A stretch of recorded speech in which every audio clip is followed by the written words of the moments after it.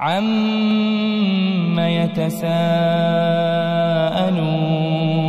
عَنِ النَّبَإِ الْعَظِيمِ الَّذِي هُمْ فِيهِ مُخْتَلِفُونَ كَلَّا سَيَعْلَمُونَ ثُمَّ كَلَّا سَيَعْلَمُونَ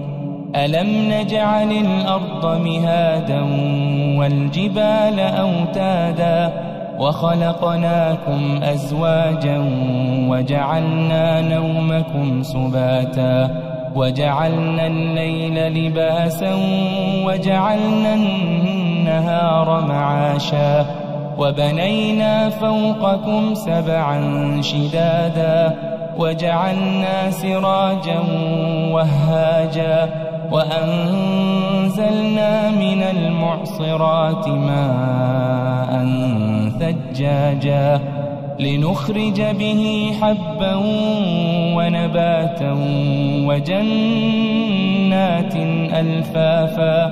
إِنَّ يَوْمَ الْفَصْلِ كَانَ مِيقَاتًا يَوْمَ يُنفَخُ فِي الصُّورِ فَتَأْتُونَ أَفْوَاجًا وَفُتِحَتِ السَّمَاءُ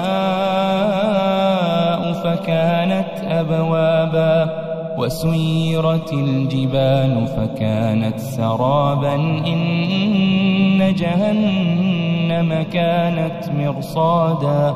لِلطَّاغِينَ مَآبًا لَابِثِينَ فِيهَا أَحْقَابًا لَا يَذُوقُونَ فِيهَا بَرْدًا وَلَا شَرَابًا إِلَّا حَمِيمًا وَغَسَّاقًا جَزَاءً وِفَاقًا إِنَّهُمْ كَانُوا لَا يَرْجُونَ حِسَابًا وَكَذَّبُوا بِآيَاتِنَا كِذَّابًا وَكُلَّ شَيْءٍ أَحْصَيْنَاهُ كِتَابًا فَذُوقُوا فَلَن نَّزِيدَكُمْ إِلَّا عَذَابًا إِنَّ لِلْمُتَّقِينَ مَفَازًا حَدَائِقَ وَأَعْنَابًا وَكَوَاعِبَ أَتْرَابًا وَكَأْسًا دِهَاقًا لا يسمعون فيها لغوا ولا كذابا جزاء من ربك عطاء حسابا رب السماوات والأرض وما بينهما الرحمن لا يملكون منه خطابا يوم يقوم الروح والملائكة صفا لا يتكلمون إلا من أذن له الرحمن وقال صوابا ذلك اليوم الحق فمن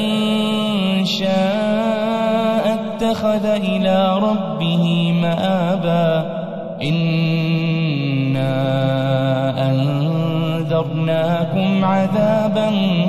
قريبا